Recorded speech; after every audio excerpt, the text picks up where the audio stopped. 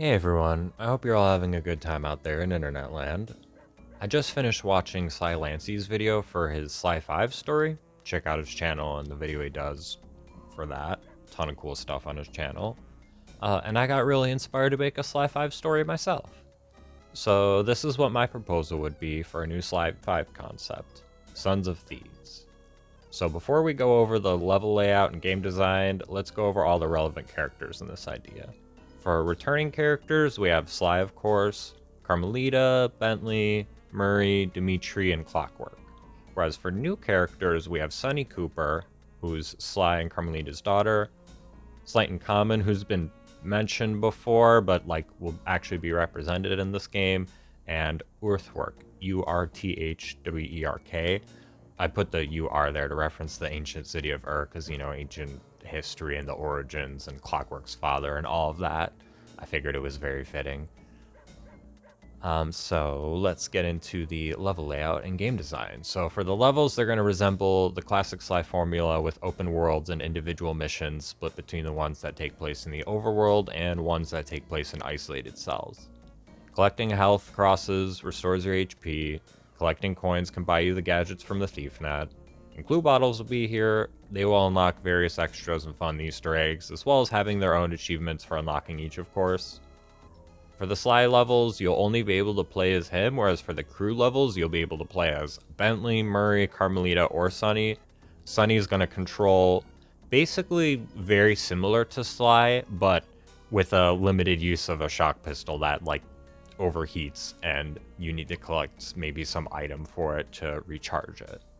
The last level is going to be where they come together, and you'll be able to play as any of the 5 characters with Sly rejoining the crew, so Sly, Bentley, Murray, Carmelita, and Sunny. For the background on the crew, at the start of the game, it has now been so many years that this story, when it starts, Carmelita either got pregnant just during or before Sly 4, that their kid is now a young adult who's part of this newly created special force that takes down thieves and uses methods that are very much Thieves-like themselves, sort of in the vein of what Sly did. Sunny was given a perfect replica of the Cooper cane from Bentley as a birthday gift one year, and once she graduated from the academy and got her position, she was assigned a shock pistol of her own, as I mentioned earlier, with limited use, but design-wise, aesthetically similar to Carmelita's. On her 20th birthday, she calls out Carmelita's overprotectiveness and asks to be brought with them next time she goes looking for her dad with his old crew, which of course they would have been doing as often as possible over the last 20 plus years between police assignments and all that.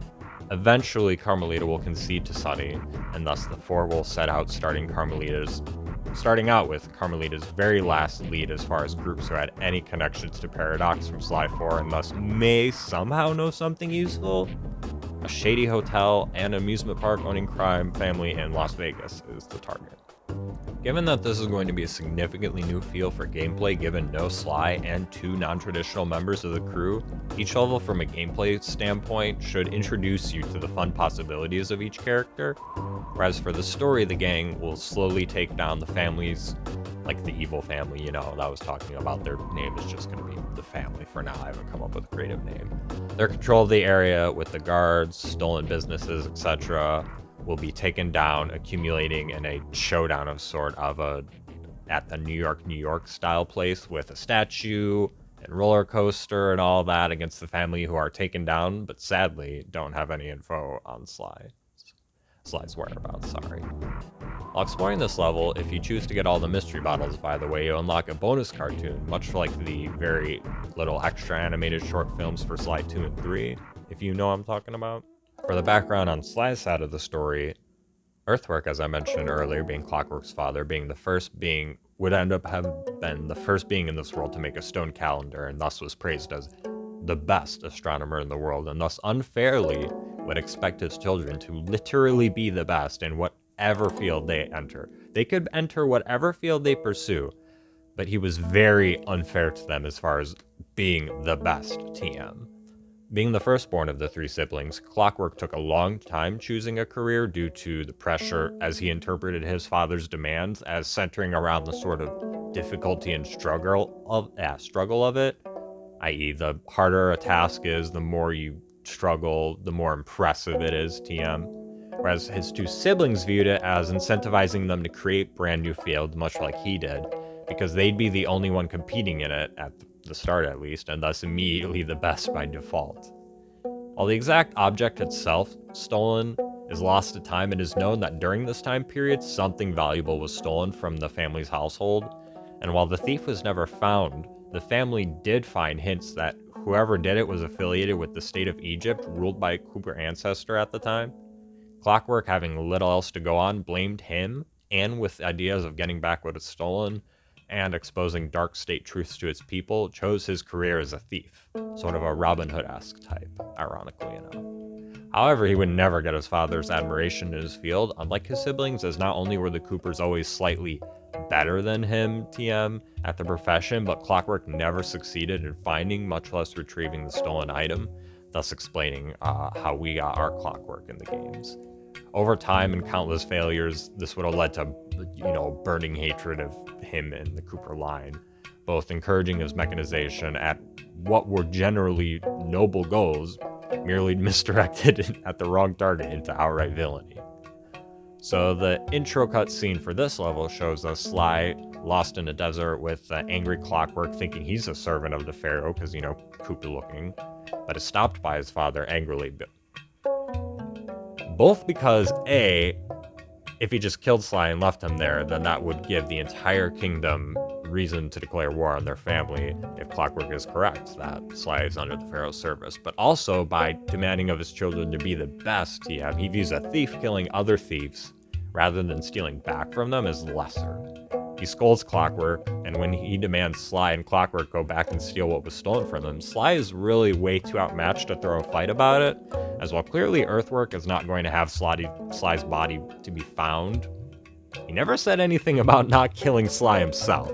Thus, very incentivized to just listen and go with it. Sly and a cloaked Clockwork decide to investigate the nearest center of political power, which is Memphis. During this episode, Clockwork hesitantly begins to give hints and bits of information as to his situation, which Sly isn't fully aware of yet, and while nowhere near enough to have Sly like having to work with and trust him yet, is starting to make Sly question if his disposition towards the Clockwork in his timeline is applicable to this one beside him. They manage to find out there's a clay tablet keeping record of all the scouts in service of the Pharaoh, but it is sealed in the barracks of a local corrupt ruler / hand of the Pharaoh, who steals unfair portions of the people's harvests for himself without the Pharaoh noticing.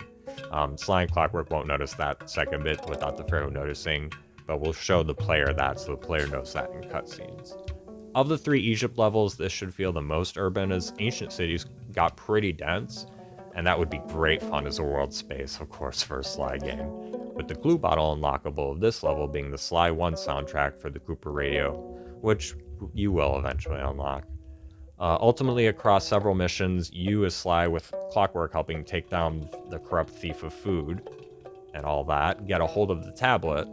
Luckily enough, the tablet gives you some really useful information. For the upcoming festivals, literally all of the scouts in the Pharaoh's service are only going to be in one of 2 cities for the upcoming few weeks, Alexandria and the Giza Plateau. Thus, they move on to search there. Switching back over to the crew, with Carmelita's last lead also yielding no further leads, Bentley and Murray decided the crew should check out their most common hideout location, or the closest thing to a home, in other words, for Sly, which is Paris. Here the level is going to be partially a remaster of the Paris area from Sly 2, but greatly expanded, so we can go across the river and do stuff in a few neighborhoods over there, and we'd be doing it with 4 really brand new characters on a mechanical level for traversal, so it shouldn't feel too repetitive. It should be a callback, but not the same exactly 100%.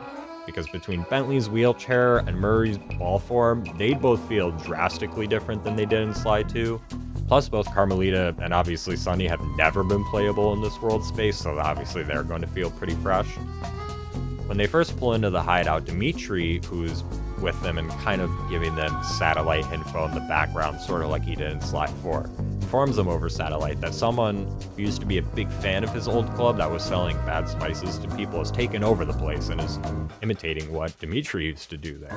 This at first will cause a slight rift in goals between these guys and gals, as both Carmelita and Sunny are very interested in taking down this new bad guy ASAP, But for Bentley and Murray, since they're the ones who think they may find a clue to Sly's whereabouts here, they're going to be constantly prioritizing that over getting the bad guy right away. Oh, and the clue bottle prize for this level is a series of developer interviews. Yes, a series. I'm not just one. I'm unsure if there was just one in the previous ones, but if not, we're going to have multiple. And so having several of them plus an achievement would feel like an appropriate enough reward. I don't know if just one interview would be enough though, so that's why I would want to put multiple in there. Ultimately, over the level, the crew will come together and get along 100% again, with both good news and bad news at the end. The bad news is there's no sign of Sly here, but at least they got the old evil Dimitri imitator, so that's the good news. In Alexandria, back in ancient Egypt, the duo set out to get into the library and has to do several missions for shady groups to get a forged badge of approval from the pharaoh that allows one to enter into the library. The level should be in the bay area of the city with a lot of buildings and beaches that have trees to hop up on. The unlock for this level for getting all the clue bottles is the Sly 2 soundtrack for the radio. Once you've done all that and gotten the seal, Sly swipes all the books of note they wish to look into and gets out. While back at base reading them, guards from the pharaoh, intending to protect the people from the very groups the duo had now empowered to get into the library, arrive and defeat the groups. But during the fight, a fire starts at the top of the library. Clockwork, without saying a word, flies off and plays an integral part in putting out the fire and saving the library. Seeing this, along with another whole level of this world's Clockwork confiding more and more to him, Sly starts to outright slightly care for Clockwork himself. Switching back over to the crew's perspective, while reading in the paper, Sonny notices a headline story about a bunch of ancient artifacts just discovered being sent to a brand new museum in Singapore.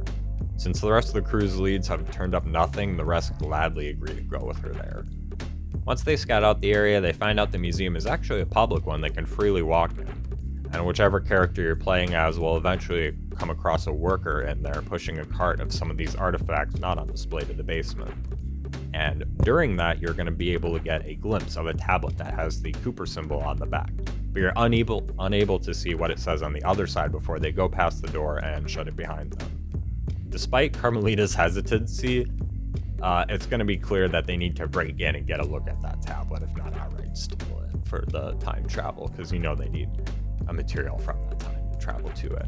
The rest of the missions involve you getting all the equipment to pull off this heist, and at the end, when you get the tablet, it gives you, the crew, a message written by Sly himself, urging them to go back to ancient Egypt and rescue him. Finally having their lead and a piece to travel directly to there, the crew wasted no time in setting off in the time machine, ending level 5 and bringing us to the final level of the game. As the crew recover from the jump, they see they are in a valley with both a shadowy outline of Clockwork and Sly overlooking them. The crew ready their weapons, but as Sly throws down a ladder and says to come up, he'll explain everything. The crew is put at ease and joins them. Once they are all caught up about everything, they all journey together to the last place to check, the Giza Plateau. Oh, side note from earlier, while in the cutscenes it would show the audience that the Pharaoh has nothing to do with the bad local rulers under him abusing their power against innocent people, Sly and Clockwork still wouldn't know this, or know that. Thus, when the crew hears their perspective, they come to the conclusion that despite being a Cooper, the Pharaoh is almost certainly behind the theft of the sacred family heirloom of Clockworks. Thus, over this level, they topple all the Pharaoh's forces in the Giza Plateau to approach his chambers directly. Before we get into what happens next, story-wise, just FYI, the mystery bottle reward for this level is both the Sly 4 OST for the radio and the Cooper radio itself. Thus, on a first playthrough, you would listen to the actual game's OST, but now that you have the Cooper radio and all the previous 4 Sly games soundtracks, you can listen to them whenever you want on replay, sort of giving some nice replay value there. Now, once in the chamber, it becomes clear this is all a big misunderstanding and that the Pharaoh, despite the incriminating evidence, is actually innocent and has no idea what happened to the object in question. Just then, half of his guards change costumes and reveal themselves to be traitors. Very convenient, of course.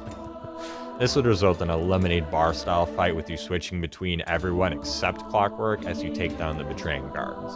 Once realizing who sided against him and who didn't, the Pharaoh figures out which of his generals is behind all of this and directs the crew to his exact location, where the crew dives deep into an ancient Egyptian pyramid, culminating in a fight between Sly and Sunny on one end versus this evil general and a fiery Aurochs companion in the chamber room. And if you don't know what an Aurochs is, it's basically like an ancient giant bull, for lack of a better term. Once the fight is done and the object, revealed to be a petrified egg, believed to be sort of come from the first ancestor of all feathery people in the Sly universe, is returned to the Clockworks family.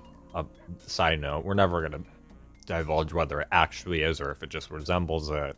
We'll leave that up to the viewer's interpretation. So once that's returned to Clockworks family, Sly is told that due to how much they've changed over their many time travels in the timeline, this place will naturally disconnect to their universe at this point. In other words, they can't come back, and so when he goes back to his world, he won't suddenly be in a timeline where the Coopers and Clockwork weren't fighting for decades either, which should be like, a sad, gut-wrenching moment to the players. But he knows he can't stay, and thus with a heavy heart and tears in his eyes, the whole crew gives Clockwork a big group hug, and both parties wish each other the best in their future travels. And this is where the game would end and the credits roll. Hope you had fun watching this, as I certainly had fun making it, but I'm not quite finished with my ideas for Sly yet. Join me next time for my proposal of a Sly 6 game and my ideas for the end of the Sly Cooper franchise. Feel free to follow the channel's Twitter, and no, it's not X, I'm always calling it Twitter, screw that, which is in the description. Stay tuned, I'll have more videos for you all soon. I'm starting to do commissions for art and writing. I haven't gotten any done yet, so I'm just kind of feeling out prices and stuff. All my art is basic color pencil on printer paper with no shading, so charging anything more than $1 to $5 depending on how complex the piece is, charging more for that just feels wrong, so that's the price range for that.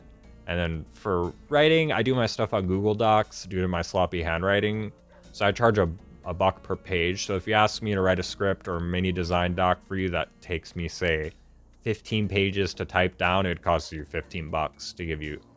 And to give you a sense of how I space my docs so you don't feel cheated out of everything, I use what I was taught in high school. I use size 12 Arial font with double spacing. For headers, I make them no longer than 15 in font size, by the way, which honestly may not even come up for a script depending on what it is. If it's a game design doc idea, of course, but for a script, I might not even need to do that. So yeah, I know that's a bunch of rambling, but thanks for listening to this whole video. Love you all. Love yourselves. Take care.